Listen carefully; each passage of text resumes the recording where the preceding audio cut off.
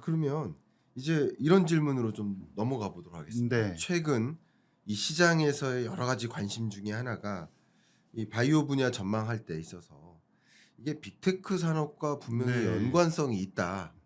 뭐 음. 꼭 뭐 이제 주식시장 아니고도 네. 빅테크 기업의 주가와 코인 가격에 네. 연관성이 있다. 네. 요렇게 논의하는 분들도 계시거든요. 네. 그러니까 이런 논의가 음. 있는데 이게 그냥 의미가 없는 것인지 네. 구체적으로 어떻게 관련이 있다면 어떤 관련이 있는지 네. 이런 네. 말씀을 한번 부탁드리겠습니다. 네. 바이오 아니 그 AI가 관련되지 않는 산업은 없는 것 같고요. 이제 설문조사를 해 보면 AI가 가장 큰 영향을 미칠 만한 거 뭐 양자 컴퓨터도 마찬가지입니다. 그거는 금융과 바이오입니다. 그래서 금융은 당연히 인제 사회적인 현상을 해 인제 그 지금 컴퓨팅으로는 해결을 하기 굉장히 어렵죠. 그런데 그거를 아주 짧은 시간 내에 계산한다 그러면은 많은 부분을 아마 해결할 수 있지 않을까 그렇게 인제 보고 있는 거고요. 그 네. 안에서 다양한 상품들 그다음에 개인별로 인제 그 재무 컨설팅이라든가 이런 게 가능할 거다라고 그렇죠. 이야기를 하고 있습니다. 두 번째는 바이오예요. 음. 그래서 이 바이오 쪽은 신약을 개발해야 하는데 우리 몸과 관련한 수많은 데이터들을 한꺼번에 처리하기가 되게 어렵습니다. 그리고 그 우리 몸 그러니까 신약을 개발한다 그러는 거는 우리 몸속에 있는 아주 작은 특정 바이오마커와 결합할 수 있는 약물을 만드는 거거든요. 네. 그러니까 되게 쉽습니다. 이게 항원이 있고 항원과 결합하는 특정한 약물을 만드는데 딱 열쇠와 자물쇠의 관계를 이제 풀어내야 되는데 이거를 풀어내기에는 지금 AI로도 계산하기 되게 어려워요. 그러다 보니까 빠른 계산이 필요한데 양자 컴퓨터가 나온다 그러면 정말 많은 데이터들을 가지고 순식간에 계산을 해낼 수 있습니다. 요번에 인제 인실리코 메디신이라는 회사가 양자 컴퓨팅으로 과거에 인제 그 KRAS라는 게 그 항원이 있는데 이 항원과 도저히 결합 부위를 찾을 수가 없는 거죠. 예, 공격할 수 있는 자리가 없었는데 그걸 계산해서 그 약물을 개발해 냈어요. 근데 양자 컴퓨팅으로 만든 첫 번째 약물이다라는 거고요. 이것처럼 그 AI, 양자 컴퓨팅 이런 부분들이 바이오 쪽에 신약을 개발하는 쪽에 지금 접목이 되고 있다. 그리고 결과가 일단 나오기는 했는데 이게 연속적으로 나올지 아니면 두 번째는 이 그 약물을 발굴은 했는데 이게 실제 몸에 들어갔을 때 그 치료 효과가 있는지는 임상을 통해서 뭐 똑같이 한 7-8 년간을 임상을 해야 돼요. 그러니까 지금 성공적이다 이렇게 얘기하기는 음. 어려운 거죠. 그런데 AI 쪽은 지금 수많은 약물들이 임상에 들어가 있는 상태고 양자 컴퓨팅으로는 첫 번째 약물이 발굴이 된 겁니다. 이것처럼 AI나 양자 컴퓨팅이 바이오 쪽에는 신약을 개발하는데 과거에 계산하지 못했던 거를 계산해서 약물을 발굴하는 데 실제로 사용되고 있는 거죠. 그러니까 이 그 엄청난 시장을 개척하기 위해서는 컴퓨팅을 할 수 있는 AI 회사와 그다음에 학습을 할 수 있는 데이터는 누가 다 가지고 있냐면은 이거는 빅파마가 다 가지고 있어요. 그동안 임상을 해서 신약을 개발했는데 그 환자를 치료할 때 데이터들은 모조리 다 전부 다 빅파마가 가지고 있습니다. 네. 그러다 보니까 빅파마와 빅테크가 같이 협업을 해서 진행을 하지 않으면 이 인제 AI로 양자 컴퓨팅으로 신약을 개발하는 분야는 아마 단일 시장으로는 가장 큰 시장이다라고 생각을 해서 이쪽 시장에 전부 다 뛰어들고 있는데 이 두 산업이 협업을 해서 이 시장은 향후에 여러 가지 가지 않을까 이렇게 생각을 하고요. AI는 임상 부분에 많이 들어와 있는데 아직까지도 임상 단계에서 AI로 만든 약물이 치료 효과가 있다라는 걸 확실하게 검증하지는 못한 단계예요. 그러니까 된다 안 된다 이거를 지금 이야기하기는 굉장히 어려울 것 같고요. 그다음에 양자 컴퓨팅은 이제 초기 단계 물질을 만든 상태입니다. 그래서 향후에는 아마 그 실제 몸에서의 검증 단계로 이제 많이 확인되는 그런 과정이 거치지 않을까 그렇게 생각이 됩니다. 네, 말씀 주셨던 것처럼 AI나 양자 컴퓨팅이 바이오 섹터에 적용되면서 네. 바이오 산업 내 산업의 생산성을 급격하게 끌어올릴 맞습니다. 가능성이 네. 있고 네. 그게 또 바이오 산업에 변곡점을 가져올 만한 네. 굉장히 강한 유인책이 될 수 있다. 신약 음. 개발이라는 면에서 네. 그런 그렇습니다. 부분을 말씀 주셨습니다. 자, 이런 관점에서 제가 이 기술적인 관점에서도 바이오 음. 산업에 상당한 기회가 올 수 있다라는 음. 생각을 해볼 수 있는데 또 한 가지 제가 이 질문지에는 없는 네. 그냥 한번 아이디에이션을 해보고 음. 싶은 생각이 네. 들었어요. 네.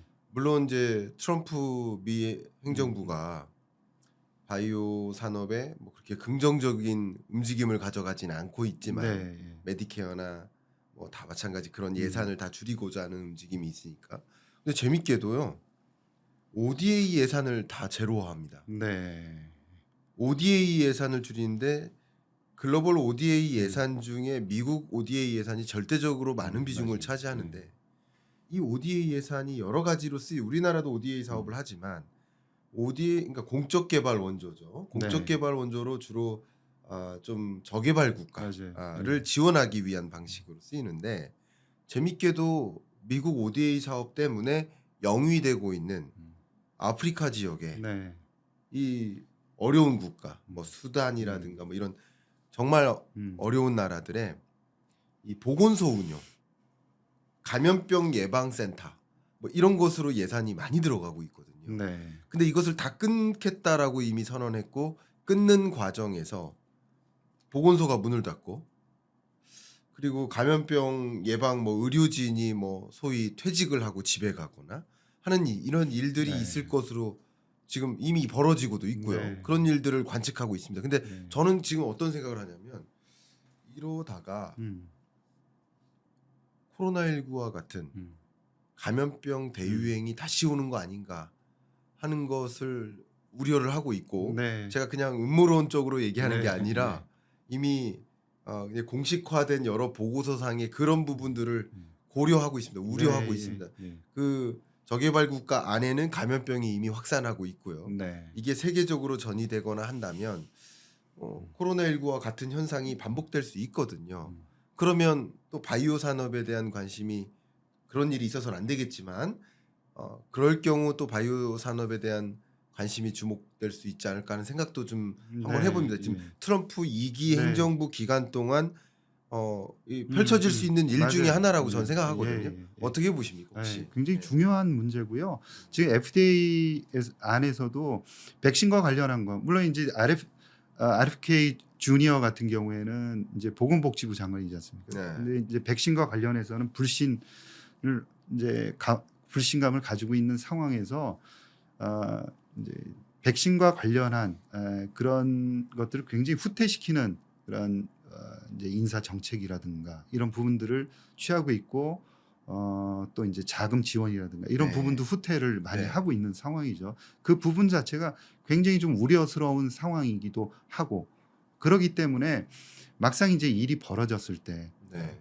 이게 그 백신을 개발한다는 것은 어떻게 보면 백신 자체는 상당히 오랜 기간 동안 연구 개발을 해야 되는 거죠. 네. 굉장히 오랜 기간 연구 개발을 해야 되는데 그래서 검증을 해야 되는 그런 부분이 있는데 유사시에 이제 굉장히 짧은 기간 내에 뭔가를 이제 백신을 만들어내야 되는 그런 상황이 직면을 다시 또 할 수가 있는 거죠. 그때 그런 것을 이제 자금을 지원하고 또 이제 그 단기간 내에 백신 같은 거를 추가적으로 대응할 수 있는 그런 백신을 만들 수 있느냐 그러면은 굉장히 지금 체제로서는 어려울 수밖에 없다는 거죠.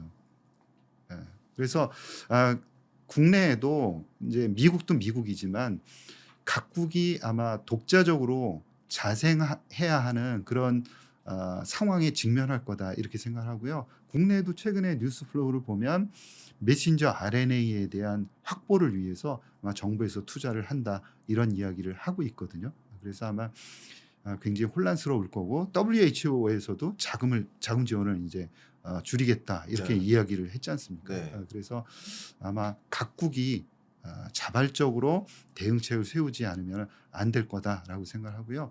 또 그런 상황이 온다 그러면 무분별하게 백신 관련한 치료제 그 개발 기업들이 아마 또 이제 독버스처럼 또 이제 주가가 올라오고 이럴 텐데 아마 기술력을 가진 기업들에 대한 그런 판단력 이런 것들은 제대로 하지 않으면 안 될 것 같고요. 국내 업체 중에서 메신저 RNA 치료제를 아직까지도 뭐 개발을 하지 못한 상황입니다. 중국, 일본 다 개발을 한 상황인데 국내는 아직 개발을 하지 못했죠. 그런 부분들이 조금 아쉽기는 한 상황이고 아마 각국이 독자적으로 대응을 할 가능성이 매우 높다라고 생각을 하고요.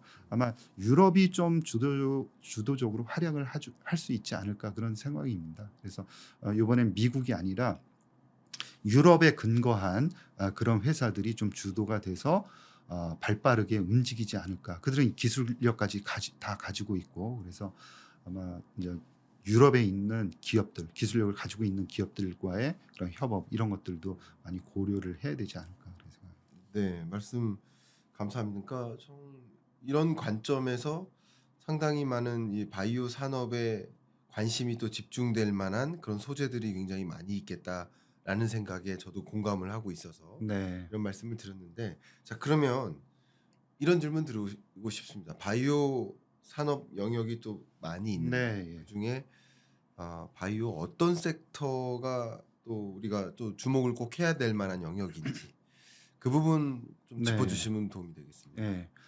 어, 이제 한 가지 말씀을 드리고 싶은 거는 어, 그 최근에는 다 항체를 사용한 그런 치료제들이 주류를 이루고 있습니다. 항체는 항원을 찾아갈 수 있거든요. 항원이라는 것은 뭐 암이 될 수도 있고요. 네. 특정한 우리 자가 면역의 항체가 될 수 있습니다. 그래서 타겟하는 것을 정확하게 쫓아가는 그런 이제 요 특이성을 항체가 가지고 있는데 이 항체에다가 다양한 약물들을 또 결합하거나 이렇게 파생되고 있거든요. 그래서 항체를 활용한 다양한 약물들, 그러니까 ADC라는 이제 항체 약물 결합체, 그다음에 이 항체에다가 또 단백질 분해제라는 것을 결합한 DAC라는 것도 있고요. 그다음에 항체를 그냥 결합자리를 2개 가진 이중 항체라는 것을 또 사용할 수 있고 그래서 이 항체를 다양하게 변형한 약물들이 최근에 각광을 받고 있다라고 보시면 됩니다. 네. 주목받는 분야, 항체를 변형하는 그런 해당 바이오 섹터 음. 많이 부상하고 있다 이런 말씀이시고, 그러면 이런 여러 가지 글로벌 정세의 흐름이나 또 기술 패러다임의 변화나 네, 이런 와중에서 우리 한국 기업이 네. 유독 어떤 특정 기회를 맞이했다라고 가정한다면 어떤 기회가 있을 수 있을지 좀 궁금해집니다. 국내 기업들이 최근에 네. 잘하고 있는 게 한 섹터에서만, 그러니까 섹터라는 건 이제 바이오 산업 또 이제 다양한 기술 분야가 있는데요. 네. 한 가지 기술 분야에서만 잘하는 게 아니라 아까 말씀드린 뭐 ADC라든가 또 이중 항체, 그다음에 제형 변경, 그러니까 정맥 주사로 만든 것을 피하 주사 제형으로 만든다거나 네. 그다음에 단백질 분해제, 이렇게 글로벌리 가장 각광받고 있는 분야에서 잘하는 기업들이 다 올라오고 있어요. 그래서 국내 기업들 중에서도 글로벌 경쟁력을 갖춘 현재 바이오 트렌드에 맞는 기술을 주도하는 그런 기업들이 많이 올라오고 있다. 그런 점에서 그런 글로벌 기술력을 가지고 있는 국내 기업들을 이제 세트로 모아서 투자를 한다 그러면 중장기적으로 굉장히 좋은 투자 기회를 가질 수 있다라고 생각합니다. 그 많은 분들이 지금 여기까지 이제 시청을 하셨다면 네, 이제 궁금한 게 이제 투자 전략이에요. 물론 이렇게 책에서도 5년 후 10배 오를 바이오 기업에 네. 투자하라라고 말씀 주셨기 때문에 그러면 5년 후면 2030년이잖아요. 네, 맞습니다. 2030년이면 지금보다 10배 오를 기업, 그 바이오 기업 어떤 기업이 있을까를 우리가 좀 관찰을 해야 될 텐데 네, 그런 관점에서 그 어느 때보다 투자 전략이 좀 필요한 시점이에요. 근데 네, 왜 이런 말씀을 또 여쭙냐면 작년에는 많이 안 올랐었거든요. 네, 근데 올해는 많이 오른 상태이기 네, 때문에 예. 그러니까 작년 대비 10배입니까? 올해 대비 10배입니까? 간단한 질문. 작년 대비 10배는 조금 쉬워요. 네, 근데 맞습니다. 올해 대비 10배 오른 10배 기업도 있죠. 그리고 이미 오른 기업도 올랐죠. 있고요. 네, 그러니까 작년 대비 이게 워딩이 중요합니다. 우리 출판사신 네, 것 같은데 작년 대비 10배 오를 기업은 네. 뭐 이미 많은데 네. 올해 이미 오른 상태에서 10배 오를 바이오 기업. 네. 이거 투자 전략 더 신중해야 되거든요. 네. 뭐 말씀 부탁드립니다. 누구는 또 그렇게 얘기하더라고요. 나는 그 재주는 없고 네. 5년 후 오를 기업에 10배 투자하겠다. 뭐 이런. 아니 그 말 바꾸세요. 바꾸세요. 5년 후 10배 오를 기업에 10배 투자. 네. 바꾸세요. 네. 네. 아, 말씀 부탁드립니다. 네. 물론 이제 그 제가 드린 말씀은 빅바이오텍을 강조하고 싶었던 거죠. 그래서 지금은 국내에 빅바이오텍이라는 기업이 없습니다. 네. 신약 개발로 이제 뭐 리가켄 바이오가 가장 이제 돋보이는 기업인데 향후에 성장성이 돋보이는 기업인데 지금 한 3조에서 4조 이렇게 왔다 갔다 합니다. 네. 근데 제가 이 기업 같은 경우에는 2030년이 지나게 되면 신약 2개에서 3개 정도는 가질 것 같다라고 이제 말씀을 드리는 거고요. 네. 회사에서도 그렇게 이제 비전을 제시를 하고 있습니다. 그리고 그 정도의 자금을 집중적으로 투자를 하고 있고요. 파이프라인을 이제 개발하고 이런 속도도 그에 맞춰 가지고 진행을 하고 있습니다. 예. 그리고 이제 ADC에서 가장 중요한 링커 기술을 활용을 해서 글로벌리 기술력을 인정받고 있는 글로벌 기업이다. 이 특정한 분야에서는 인정을 받고 있다라고 하는데요. 이런 기업들이 지금 시가총액이 3조에서 4조 원 정도인데 한 40조 원에서 50조 원 정도 되는 그림을 제가 이제 말씀을 드리는 거고요. 충분히 그렇게 될 가능성이 있다라고 생각을 하는 겁니다. 그리고 그렇게 볼 수 있는 건 그런 이 기업들이 가다가 신약 개발에 실패할 수도 있습니다. 그런데 바이오 산업은 항상 확률이다라고 이야기하는 거고요. 확률을 가지고 이야기하는 거, 그 확률이 대단히 높다라고 말씀을 드리는 겁니다. 그래서 한 개의 업체가 아니라 이렇게 가능성이 있는 업체들로 포트폴리오를 한 4-5 종목으로 포트폴리오를 바이오 포트폴리오를 만든다 그러면 누구는 실패를 할 수도 있겠죠. 네, 네. 그래서 뭐 한 70% 빠질 수도 있겠습니다. 예. 그러나 그 중에는 분명히 한 10배 이렇게 오르는 기업들이 있어서 이제 모두 다 10배 오를 수는 없겠지만 네. 아주 충분한 바이오의 성장성을 누릴 수 있는 그런 수익률은 줄 것이다라는 게 기본적인 제 책의 요지입니다. 아, 네, 좋습니다. 그러니까 투자 전략은 그냥 허무맹랑한 어떤 정보만 가지고 네. 혹은 뭐 소위 테마주라고 불리는 뭐 이런 기업이 뜰 거야 하는 그런 네. 정보, 낚시성 정보에 이끌려서 그냥 덜컥 투자하지 마시고 잠재력이 있는 네. 그리고 정말 재무제표가 뒷받침될 네. 만한 그런 우수한 바이오 기업, 탄탄한 바이오 기업들을 골라내야 된다. 네. 그것을 이제 주장하시는 것이고 네. 그래서 아까 계속 저희가 논의했던 것이 주가는 급등락하지만 이 산업의 매출액이나 기업의 매출액이나 네. 이 재무제표상에서의 움직임은 지속적으로 움직이니까 네. 이게 어쨌든 균형점을 찾아간다라는 거죠. 그렇죠. 여러 가지 악재들이 작용될 때마다 조정을 받고 또 오히려 뭐 좋은 호재를 경험할 때마다 또 급등할 수도 있지만 네. 어쨌든 이런 이 시장성 소위 산업에서 이루어지는 실물 경제적 매출액이 증가하는 이런 현상들은 어쨌든 균형점을 찾아간다라는 견해를 갖고 계시고 네. 그런 안전한 건전한 확률 높은 기업들을 발굴해서 네. 포트폴리오를 갖출 네. 필요가 있다. 네. 한 가지 첨언을 드리면 네. 바이오는 돈입니다. 그래서 연구 개발을 하기 위해서는 돈이 굉장히 많이 필요하거든요. 네. 그래서 계속해서 돈만 빌리는 업체는 주가가 올라갈 수가 없어요. 그래서 네. 일정 부분 지금 현재 연구 개발할 수 있는 자금을 가지고 있는 상태에서 이 자금으로 이제 비행기가 뜨기까지 그러니까 돈을 많이 벌기까지 연구 개발할 수 있는 충분한 자금을 현재 들고 있으면서 향후에 돈을 많이 벌어들일 그런 기업들에 관심을 가져야 됩니다. 그러니까 현재 돈을 많이 가지고 있는 기업에 관심을 집중해야 돼요. 돈이 없는 바이오 기업은 절대 쳐다볼 이유가 없습니다. 네. 그 중요한 부분이네요. 네, 그러니까 그거는 우리 할 수 있잖아요. 그렇죠. 재무제표를 보면은 그 안에 현금을 얼마 들고 있는지 알 수 있습니다. 그래서 대부분의 소위 지금 잘 나가는 한국의 바이오 기업들은 잘 나가는 기업들은 현금이 풍부해요. 그게 특징입니다.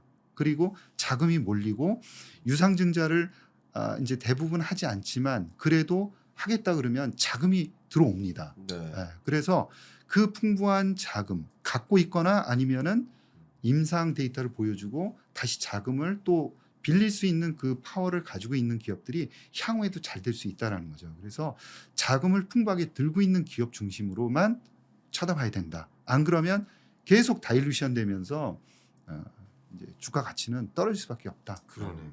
예. 너무 좋은 말씀 주셨습니다.